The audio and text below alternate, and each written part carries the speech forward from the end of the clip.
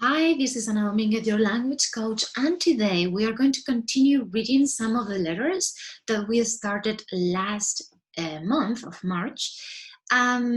We were reading fathers' letters to their daughters, and they were famous fathers.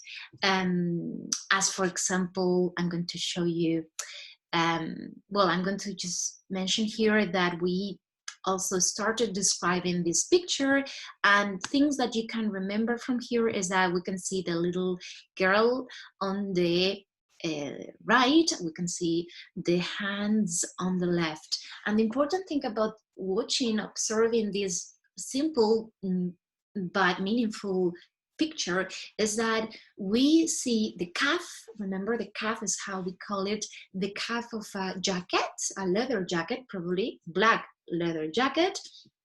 That represents basically the hand of the father holding the little hand of the daughter. And here I was saying that famous fathers' words of wisdom for their daughters. The bond between a father and a daughter is an irreplaceable one, an irreplaceable one. And these letters certainly confirm that. Well, yes, we are going to reflect on how important is the figure, the archetype of a father. So we will be reading there are four letters. I will just read one that represents, in my opinion, the one that is closest to our taste, contemporary taste of how to talk to a daughter these days. But we were reading, I'm going to show you, we were reading this one from Scott Fitzgerald in 1933. We were also reading from Frank Sinatra, a letter to his daughter in the late 1960s. Beautiful picture that I highly recommend you observe and practice the description of pictures, for example, with this one. Probably and very likely this picture has been taken in a studio, although the picture itself tries, I guess, to represent the homey atmosphere of being with your daughter at home. Who knows, maybe it was his house, but very likely this was in a studio. Okay, we keep on, and he was writing to his daughter these lines. We're not going to read it in this video. We are going to read this one, Ethan Hawke, and I like it because it's a very contemporary letter. He wrote this in 2013 to his daughters Maya, Clementine, and Indiana, published in Time magazine. We're going to read this,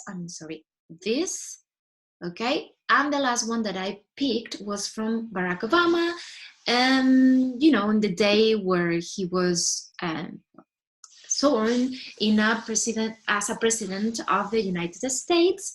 In 2009, he wrote this letter to Malia and Sasha.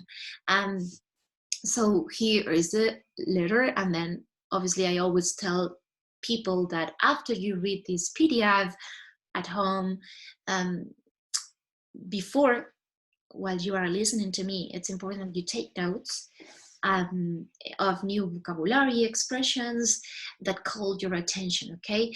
And then send me, usually I'll ask you to read one of these letters on your own and send me an audio to my email. If you are my coachee, you will receive a feedback during the week, because I always give you the deadline Friday at 2, but during the week is when you practice, you do your practice, you do my lesson with me, and then later you dedicate 30 minutes or maybe 1 hour, it's up to you, of practicing on your own, reading and recording your own voice and then sending me these recordings, and I'll give you the feedback in the same week, okay? I highly, encourage you to subscribe, say you like, and leave a comment below. Thank you, because this helped me a lot. So I'm going to start reading this letter, beautiful letter. You'll see.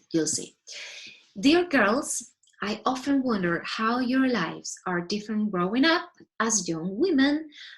Very important word is not woman, woman as women, okay, women from what it was like for me as a young man. Is it the same? Is it radically different or just a variation? For me, I believe much of life is the same. If we have a soul, I highly doubt it is masculine or feminine. That's why I'm telling you, this is very contemporary kind of expressing his ideas, his love for his daughters, and it's not, it's not corny, or I mean, I love because it has the perfect amount of love, of showing love, and at the same time showing that he cares a lot about them. So you will see, it's a very well balanced, in my opinion, letter. It's hard to talk about love. I get shy and stumble around. Remember, stumble around is like saying he gets clumsy. You see, stumble around like a teenager myself when he talks about love. But I do want you to know, and this is something interesting because he's expressing, making an emphasis here with I do want. He really wants. So I do want you to know that it is your life and I want you to be in charge of it. That's another very, again, kind of modern way of saying, oh, you are in charge of your life. You are a teenage yourself, growing up to become an adult, and I'm here just supporting you as a father. And then he continues saying, go out and embrace all your passions. And when he says all your passions, he means every passion, not only in terms of relationships. So I don't know, painting, reading, knitting, whatever they love doing with passion, you see. And now he's saying, just remember that the secret to enjoying any romance, and now he's talking about relationships, enjoying any romance is your own self-respect. If you respect yourself, you will be amazed at the quality of the people who show up around you. And this is a very important word that I want you to highlight. Show up, que aparecen, ¿no? Show up around you. And how you begin to respect others. Very beautiful. That's why also I picked this one as my favorite one, because he's saying, really what a girl should know in these times. So respect yourself, and then if you respect yourself, people around you will respect you, but also you will learn how to respect others. Beautiful. It's a series of dominoes that fall all by themselves. This is an expression, you can see perfectly that everything is in its place. And if you respect yourself, others will respect you. You will learn also how to respect others, blah, blah, blah. And it's a series of dominoes that fall all by themselves. It is in that sanctuary of respect where love can flourish. It's beautiful. And now if we can keep reading, it says, my mother raised me, very important word, my mother raised me to be a feminist, and I wonder how I could do the same for you. I'm not going to enter in this topic of being feminist or not. I think this is just part of life, especially if you have daughters, to consider, what are the issues that a woman can have in these times. In that sense, he was being educated. He was raised with this mindset, we could say. The best advice, and now it's beautiful the way he is transmitting this. He's taking the advice of his own mother, and now he's saying as a father to his daughters the same advice. The best advice she ever gave me is to never make a big decision without walking at least a mile. And I can't agree more with him. Absolutely, yes. If you have to make a decision, go and have a walk, especially in nature. Yes, walking at least a mile. So it's like saying take time, but I would add literally go for a walk, especially in nature. Also, that there is no cure for blues, and I love the way he has expressed this. There is no cure for blues better than reading. Yes, when you get, melancholic, or when you feel sad, or when you have been rejected in love, I'm talking about, then you are sad, obviously. So what he's saying is, why don't you read? Take a book and read. Yes, that's what you should do. Definitely. So there is no cure for blues better than reading. That's what his mother said to him, and now is what he's saying to his 3 daughters. And now I adore the way he has said this. No? Dot. And then he said, read. Dot. It makes you more intelligent. Dot.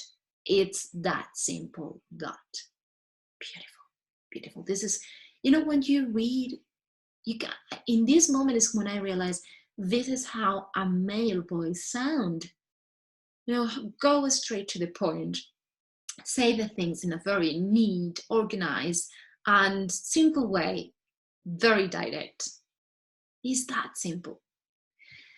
We all see the universe through the tiny keyhole of our own eyes.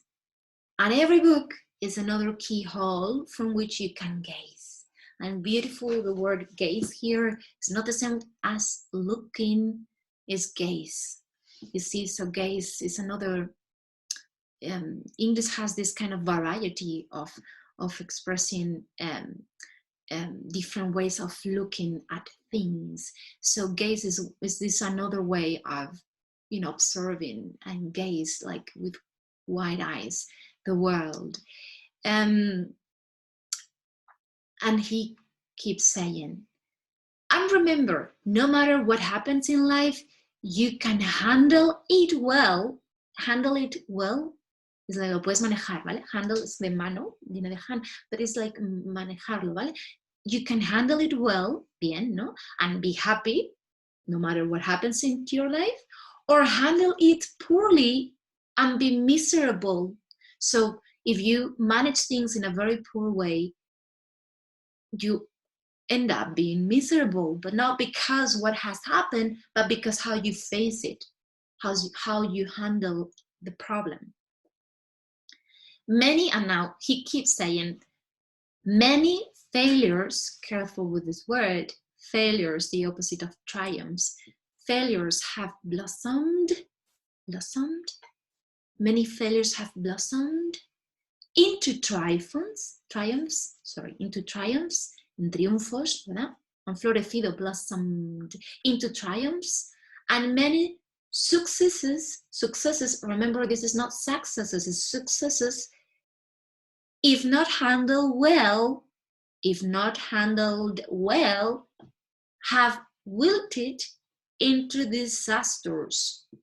So wilted now is the opposite of blossomed, marchitado, into disasters. I'm going to read again this expression of this sentence. Many failures have blossomed into triumphs, and many successes, if not handled well, have wilted into disasters. With dearest love, Daddy. And that's it. I hope you have enjoyed this reading. Now please read it on your own. Send me your recording and I'll give you my feedback. Talk to you soon. Bye.